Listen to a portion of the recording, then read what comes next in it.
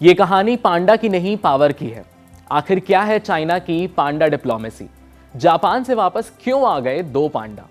पांडा सिर्फ एक प्यारा जानवर नहीं बल्कि चाइना की सबसे ताकतवर और साइलेंट डिप्लोमेसी का हथियार है। चाइना की इसी पांडा डिप्लोमेसी के तहत जापान में रह रहे आखिरी के दो जायंट पांडा शियाओ शियाओ और लेई लेई चीन लौट गए हैं।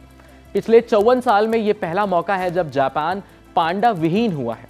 आज की ये कहानी सिर्फ दो पांडा की विदाई नहीं है, ये कहानी है सॉफ्ट पावर, कूटनीति और एशिया की बदलती जियोपॉलिटिक्स की। आपके साथ मैं हूं वात्सल्य सारथी। 54 साल, पूरे 54 साल बाद जापान ऐसा देश बन गया है जहां एक भी जायंट पांडा नहीं बचा। सोचिए, जिस देश में पांडा बच्चों से लेकर बुजुर्गों तक फेवरेट है, जहां पांडा एक इमोशन था, वहां आज पांडा की सिर्फ यादें बची हैं। क्यों लौटे चीन के आखिरी के दो पांडा? क्या यह सिर्फ जू की कहानी है या इसके पीछे कोई बड़ा गेम है? जापान के टोक्यो स्थित यूएनओ जू में ट्रक में लाद कर फिर नारिता एयरपोर्ट और वहां से सीधे चीन। शियाओ शियाओ और लेई लेई 2021 में जापान में जन्मे जुड़वा पांडा। इनकी मां शिनशिन और पिता रीरी पहले ही 2024 में चीन लौट चुके थे। बड़ी बहन शियांग शियांग 2023 में ही वापस भेज दी गई। अब बचे थे सिर्फ ये दो और जनवरी के आखिरी में इन पर भी फाइनल स्टैंप लग गया। 1972 जब चीन और जापान ने अपने राजनयिक रिश्ते सामान्य किए, चीन ने दोस्ती की निशानी के तौर पर दो पांडा भेजे, कॉन्ग कॉन्ग और लॉन लॉन। तब से लेकर आज तक जापान कभी पांडा विहीन नहीं रहा। लेकिन 2026 तक रुकने का वादा होने के बावजूद अचानक वापसी क्यों हो गई? सच कड़वा है। ये फैसला ऐसे वक्त में आया है जब चाइना और जापान के रिश्ते अपने सबसे खराब दौर में हैं। नई जापानी प्रधानमंत्री सनाए तकाइची ने ताइवान को लेकर एक ऐसा बयान दे दिया जो बीजिंग को सीधा चुभ गया, और चाइना की रुख इस पर साफ है।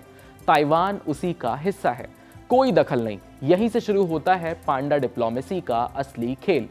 चाइना का राष्ट्रीय जानवर है जायंट पांडा, दुनिया में सबसे प्यारा, सबसे दुर्लभ और सबसे ज्यादा पॉलिटिकली पावरफुल जानवर। चीन की पांडा डिप्लोमेसी एक खास कूटनीतिक तरीका है जिसके तहत चीन अपने राष्ट्रीय जानवर पांडा को दोस्ती के प्रतीक के रूप में दूसरे देशों को उधार पर देता है। ये पांडा दोस्ती, अच्छे रिश्ते और सद्भावना का प्रतीक होते हैं। पांडा बहुत प्यारा और दुर्लभ जानवर है, इसीलिए लोग उसे काफी पसंद करते हैं। चीन शुरू में इन्हें दूसरे देशों को गिफ्ट में देता था, लेकिन अब अपनी नई पॉलिसी की वजह से ऐसा नहीं करता। एक तरह से वो किराए पर देता है और करोड़ों रुपए सालाना की फीस लेता है। देखभाल का पूरा खर्च मेजबान देश देता है, यानी जिस देश को चीन ने दिया है वो देश उसकी पूरी खर्च को उठाता है, और पैदा होने वाला बच्चा भी चीन का है। मतलब साफ है, पांडा जहां है वहां चीन की पकड़ है। जापान से पांडा लौटे तो सिर्फ जानवर नहीं गए, टूरिज्म पर असर, दुकानदारों की कमाई और इन सब पर चोट लगी। खास करके यूएनओ जू की पहचान खतरे में आ गई है। और सबसे बड़ा, चीन का कूटनीतिक संदेश, रिश्ते अच्छे होंगे तो पांडा मिलेंगे, रिश्ते बिगड़े तो पांडा वापस। एक सर्वे के मुताबिक 70% लोग चाहते हैं कि चीन से पांडा की भीख नहीं चाहिए, जबकि 26% की यह राय है कि कोशिश हमेशा जारी रखनी चाहिए। मतलब साफ है कि अब जापान में भी सवाल उठ रहा है कि क्या पांडा के बदले राजनीतिक चुप्पी सही है? 25 जनवरी, ये तारीख याद रखिए। ऑनलाइन लॉटरी से सिर्फ 4400 लोग आखिरी बार पांडा देखने पहुंचे थे। बाकी जू के बाहर खड़े होकर झंडे, टोपी, मोबाइल और आंखों में आंसू लिए हो। ये सिर्फ जानवर नहीं थे, उनके दिल का हिस्सा थे। चीन ने साफ कर दिया है कि पांडा अब सिचुआन पहुंच चुके हैं, क्वारंटाइन में है और फिलहाल वापसी की कोई गारंटी अभी नहीं दिख रही है। तो सवाल सबसे बड़ा यह है कि क्या पांडा सिर्फ मासूम जानवर है या चीन की सबसे असरदार डिप्लोमेसी? क्या जापान के बाद कोई और देश अगला निशाना बनेगा?